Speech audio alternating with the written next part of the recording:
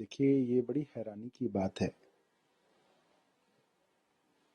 कि एक ही समय पर 2020, 2021, 2022 के समय पर प्रधानमंत्री आवास भी दिल्ली में बना और दिल्ली के मुख्यमंत्री का आवास भी बना।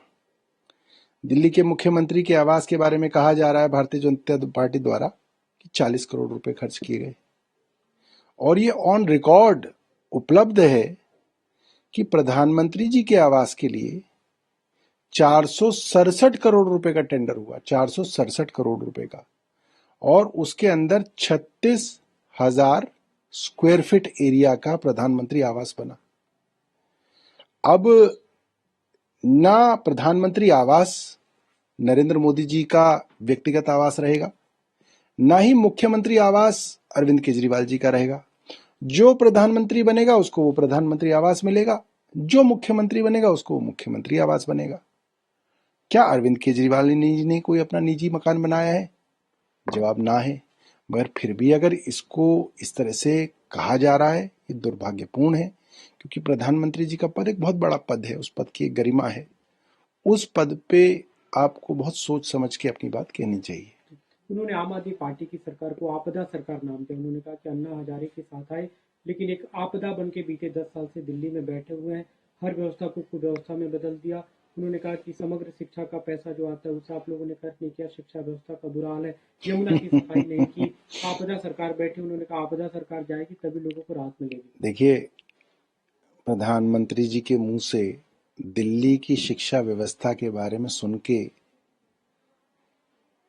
बहुत हंसी आ रही है। एक तरफ प्रधानमंत्री जी जो गुजरात के मुख्यमंत्री रहे, गुजरात में 25 साल सरकार चलाने के बाद भी गुजरात चुनाव से पहले प्रधानमंत्री जी को एक स्टूडियो में स्कूल बनाना पड़ा और उसके अंदर शूटिंग करानी पड़ी, वीडियो बनवानी पड़ी। और आज दिल्ली के अंदर बड़े बड़े विदेशों से आने वाले लोग कहते हैं हम सबसे पहले दिल्ली के स्कूलों को देखना चाहते हैं। मैं प्रधानमंत्री जी से भी कहूंगा कि आपका स्वागत है, आप दिल्ली के स्कूलों में आइए और खुद निर्णय कीजिए कि दिल्ली के स्कूलों में काम हुआ है नहीं हुआ है। सिर्फ सुनी सुनाई बातों पे यकीन करके उसको इतने बड़े मंच से कहना जो है दुर्भाग्यपूर्ण है। बाकी मुद्दों पे जो घेरा है, खासतौर पे आपको आपदा सरकार जो उन्होंने कहा, उस पर क्या कहेंगे आप? देखिए, आपदा के अंदर दो सरकारों के काम पूरे देश ने देखे। कोरोना के दौरान पूरे देश में ऑक्सीजन का हाहाकार मचा। गंगा किनारे लाशों को जलाने के लिए लोगों के पास न जगह थी न पैसे थे और हिंदुओं ने अपनी लाशों को दफनाया गंगा के किनारे। वो उत्तर प्रदेश का मंजर आज सारे देश को याद है।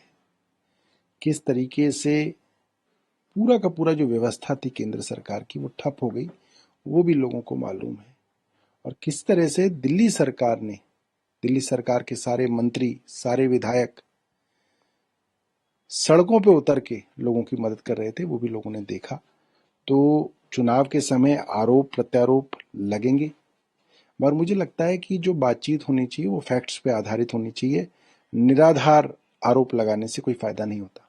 हर मामले में उन्होंने कहा कि घोटाले की सरकार है, शराब घोटाला किया, स्कूल में घोटाला किया, इलाज में घोटाला किया, यमुना की सफाई में घोटाला किया। मतलब बड़ा आरोप एक तरह से उन्होंने लगाया। मैं प्रधानमंत्री जी को चुनौती दे रहा हूँ, आप बताइए कि हेल्थ डिपार्टमेंट में क्या घोटाला हुआ।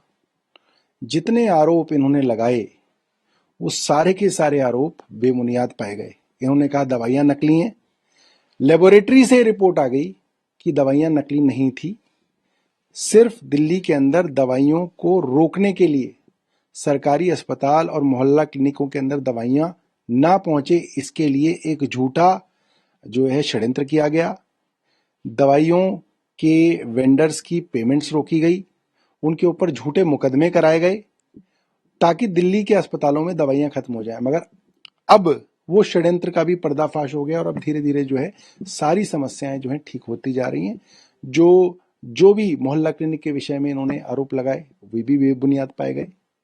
तिहाड़ जेल, मंडोली जेल के अंदर हजारों कैदियों के ब्लड टेस्ट किए जाते हैं। जाहिर सी बात है उनके पास कोई फोन नंबर नहीं होते, उनके नंबर 9999999 रिकॉर्ड में लिखे गए, मगर उसका भी हवा बनाया गया, उसको एक स्कैम की तरह दिखाया गया और बाद में हाईकोर्ट से उन लेबोरेटरी के वेंडर्स की पेमेंट के आदेश हुए और उन लेबोरेटरी वालों की पेमेंट की गई, मगर एक षड्यंत्र के तहत दिल्ली के मोहल्ला क्लिनिकों के अंदर दवाई रोकी गई, टेस्ट रोके गए। मगर अब अरविंद केजरीवाल जी के आने के बाद दूध का दूध पानी का पानी हो गया और सारी चीजें सुचारू रूप से चलने लगी।